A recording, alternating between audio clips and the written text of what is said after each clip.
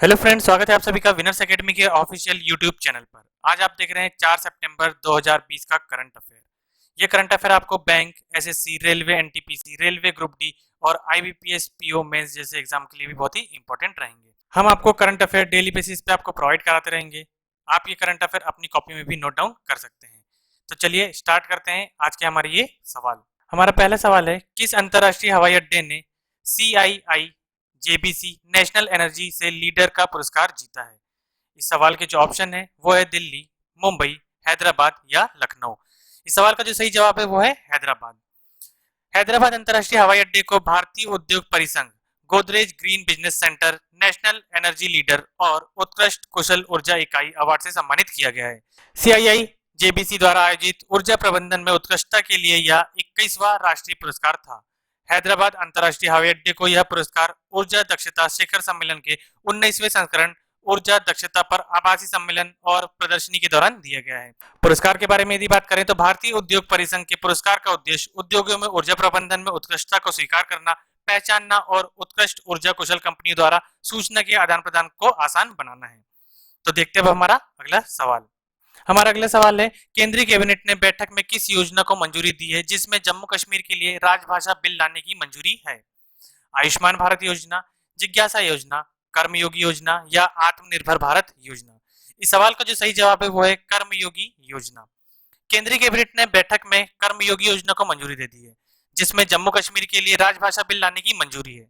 केंद्रीय कैबिनेट ने संसद में जम्मू कश्मीर आधिकारिक भाषा विधेयक 2020 को लाने का प्रस्ताव मंजूरी कर दी है जिसके तहत उर्दू, कश्मीर, डोगरा, हिंदी और अंग्रेजी राज्य की आधिकारिक भाषा होगी।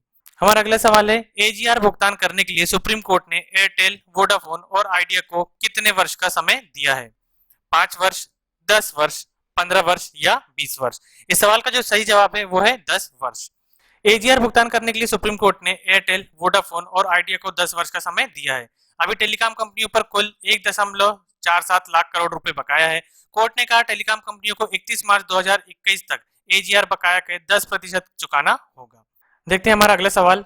सुप्रीम कोर्ट ने हाल ही में किस शहर में स्थित महाकालेश्वर मंदिर में शिवलिंग के संरक्षण के लिए मंदिर में पंचामृत चढ़ाने पर रोक लगा दी है? पुणे, जयपुर, उज्जैन या चेन्नई। जैसे कि हम जानते हैं कि महाकालेश्वर मंदिर ये उज्जैन में स्थित है, तो इस सवाल का जो सही जवाब है वो है उज्जैन। सुप्रीम कोर्ट ने हाल ही में मध्य प्रदेश के उज्जैन स्थित महाकालेश्वर मंदिर में शिवलिंग के संरक्षण के लिए मंदिर में पंचामृत चढ़ाने पर रोक लगा दी है। शिवलिंग पर कोई भी भक्त पंचामृत नहीं चढ़ाएगा बल्कि वह शुद्ध दूध से पूजा करेगा। यह फैसला जस्टिस अरुण मिश्रा की अगुवाई वाली बेंच ने सुनाया है। देखते हैं हमारा अगला सवाल। सुप्रीम कोर्ट के न्यायाधीश हाल ही में रिटायर हुए हैं, वे कौन है? Justice Sanjay Mishra, justice Sandeep Mishra, justice Sudeep Mishra या जस्टिस अरुण मिश्रा। इस सवाल का जो सही जवाब है वो है justice Arun Mishra. Supreme court के न्यायाधीश जस्टिस अरुण मिश्रा हाल ही में रिटायर हो गए। उनकी विदाई में समारोह आयोजित किया गया। यह विदाई समारोह वीडियो कॉन्फ्रेंसिंग के जरिए आयोजित किया गया था। उनके विदाई समारोह में चीफ जस्टिस और अन्य जजों के अलावा अटॉर्नी जनरल के वेणुगोपाल, सॉलिसिटर जनरल तुषार मेहता और एनी वकील भी शामिल रहे। देखते हैं हमारा अगला सवाल। भारतीय अंतरिक्ष वैज्ञानिकों ने पृथ्वी से कितने अरब प्रकाश वर्ष की दूरी पर स्थित एक स्टार गैलेक्सी आकाशगंगा की खोज की है? ऑप्शन है 3.3 अरब वर्ष, 6.3 अरब वर्ष, 9.3 अरब वर्ष या 12.3 अरब वर्ष। इस सवाल का जो सही जवाब है वो है 9.3 अरब वर्ष। भारतीय अंतरिक्ष वैज्ञानिकों ने पृथ्वी से 9.3 अरब वर्ष की दूरी पर स्थित एक स्टार गैलेक्सी आकाशगंगा की खोज की है। भारतीय अंतरिक्ष वैज्ञानिकों को ब्रह्मांड में सबसे दूर स्थित तारों की आकाशगंगाओं में से एक खोजने पर नासा ने बधाई दी है। नासा के मुताबिक यह खोज मानवता की समझ को बेहतर बनाने में मदद करेगी। चलिए देखते हैं हमारा अगला सवाल।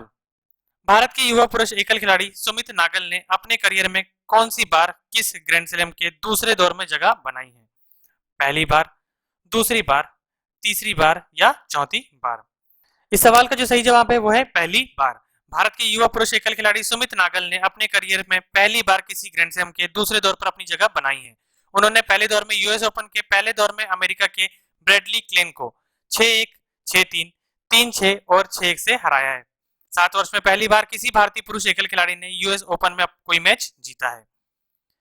चलिए देखते हैं हमारा अगला सवाल। संयुक्त राष्ट्र के कितने साल के इतिहास में पहली बार इस साल वार्षिक महासभा का सत्र ऑनलाइन माध्यम से आयोजित किया जा रहा है? 25 साल बाद, 50 साल बाद, 75 साल बाद या 92 साल बाद? इस सवाल का जो सही जवाब है वो है 75 साल बाद। संयुक्त राष्ट्र के 75 साल के इतिहास में पहली बार इस साल वार्षिक महासभा का सत्र ऑनलाइन माध्यम से आयोजित किया जा रहा है। भारत के नरेंद्र मोदी 26 सितंबर को इस संयुक्त राष्ट्र महासभा को संबोधित करेंगे। अमेरिका संयुक्त राष्ट्र का मेजबान देश है और इस साल ट्रंप एकमात्र वैश्विक नेता होंगे। चलिए देखते हैं अगला सवाल।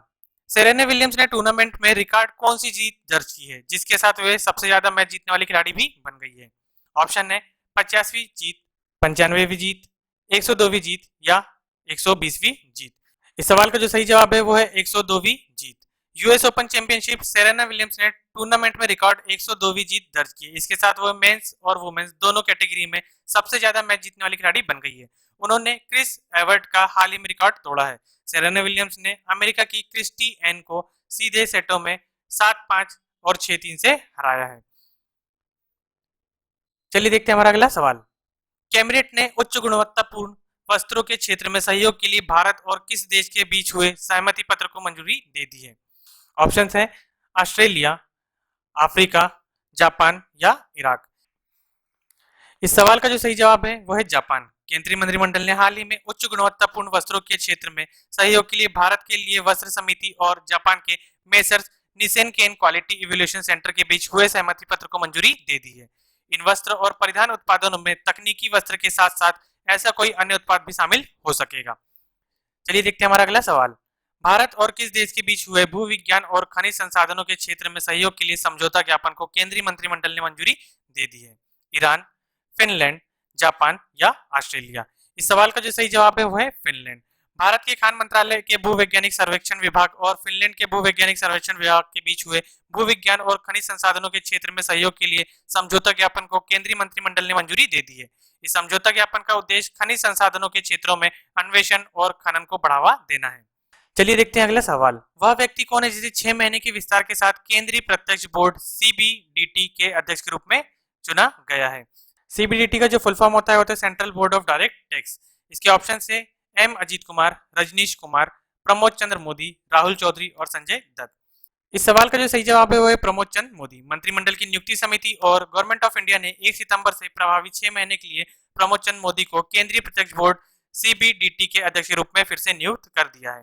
चलिए देखते हैं हमारा अगला सवाल। द प्रेसिडेंशियल ईयर्स नामक पुस्तक को किसने लिखा है? ऑप्शन है रामनाथ कोविंद, प्रतिभा पाटिल, अब्दुल कलाम, प्रणब मुखर्जी या उपरोक्त में से कोई भी नहीं। इस सवाल का जो सही जवाब है वो है प्रणब मुखर्जी। हाल ही में प्रणब मुखर्जी का निधन हुआ है। प्रणब मुखर्जी की पुस्तक द प्रेसिडेंशियल ईयर 11 दिसंबर को उनकी जयंती पर जारी की जाएगी। यह एक अनोखा आत्मकथात्मक खाता होगा जो पाठकों को अरुणाचल प्रदेश में राष्ट्रपति शासन लगाने से लेकर विमुद्रीकरण तक राष्ट्रपति भवन के कामकाज और विहंगम दृश्य के लिए दिखाया जाएगा। इसे रूपा प्रकाशन ने प्रकाशित किया है। चलिए देखते हैं हमारा अगला सवाल। निम्नलिखित में से किसे प्रेस ट्रस्ट ऑफ इंडिया के अध्यक्ष के रूप में चुना गया है? पीटीआई जिसका फुल फॉर्म होता है प्रेस ट्रस्ट ऑफ इंडिया। इसके ऑप्शन है आवेग सरकार, के.एस. धतवालिया, प्रेम प्रकाश, विधान चंद्र रॉय या सुरेश नामवत। इस सवाल का जो सही जवाब है वो है ए आवेग सरकार। आवेग सरकार को प्रेस ट्रस्ट ऑफ इंडिया के अध्यक्ष के रूप में चुना गया है। चलिए देखते हैं हमारा अगला सवाल। देश में साइकिलिंग की संस्कृति को बढ़ावा देने के लिए साइकिलिंग फेडरेशन ऑफ इंडिया किस वर्ष में पहली बार साइकिलिंग शिखर सम्मेलन की मेजबानी करेगा? ऑप्शन है 2024, 2023, 2022, 2021 या 2020। इस सवाल का जो सही जवाब है वो है ऑप्शन डी 2021। देश में साइकिलिंग की संस्कृति को बढ़ावा देने के लिए साइकिलिंग फेडरेशन ऑफ इंडिया 2021 में पहली बार साइकिलिंग शिखर सम्मेलन की मेजबानी करेगा। चलिए देखते हैं हमारा अगला सवाल। उस संस्थान का नाम बताइए जिसके छात्रों ने एक मुफ्त mobile scanner application air scanner launch किया है। ऑप्शन है IIT Delhi, IIT Roorkee, IIT Guwahati, IIT Mandi या आईआईटी बॉम्बे। इस सवाल का जो सही जवाब है वो है option E IIT Bombay. IIT Bombay के छात्रों ने एक मुफ्त mobile scanner application air scanner launch किया है। चलिए देखते हैं हमारा अगला सवाल। लेबनान की राजधानी क्या है? ऑप्शन ए है दशमिक, option B Tripoli, option C Beirut या option D Tehran, option E Ankara. इस सवाल का जो सही जवाब है वो है ऑप्शन सी बेरूत। लेबनान की जो राजधानी है वो है बेरूत और मुस्तफा अदीब को लेबनान के प्रधानमंत्री के रूप में नियुक्त किया गया है। ये भी हाल ही की खबर रही है। चलिए देखते हैं हमारा अगला सवाल। हाल ही में गूगल सहायक पर ICICI prudential life insurance company limited द्वारा शुरू की गई आर्टिफिशियल इंटेलिजेंस से चलने वाली वॉइस चैटबॉट का नाम बताइए। तो आपको बताना है कि गूगल सहायक पर ICCI prudential life insurance company limited ने कौन से वॉइस चैटबॉट को बनाया है। इस सवाल की जो ऑप्शन है वो है आईजीओ, दूसरा ऑप्शन है लीगो, तीसरा ऑप्शन है ईगो, चौथा ऑप्शन है चैटगो और पांचवा ऑप्शन है आईसीआईसीआई गो समाधान।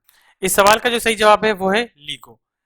ICICI prudential life insurance company ने गूगल असिस्टेंट पर एक artificial intelligence power voice chat LIGO को पेश किया है। तो ये थे आज के हमारे कुछ महत्वपूर्ण सवाल जो कि 4 सितंबर 2020 के लिए लिए गए थे। यदि आपको हमारी ये वीडियो पसंद आता है तो हमारे वीडियो को लाइक कीजिए, चैनल को सब्सक्राइब कीजिए और वीडियो को ज्यादा से ज्यादा शेयर कीजिए। मिलते हैं कल अगले वीडियो के साथ। Thank you.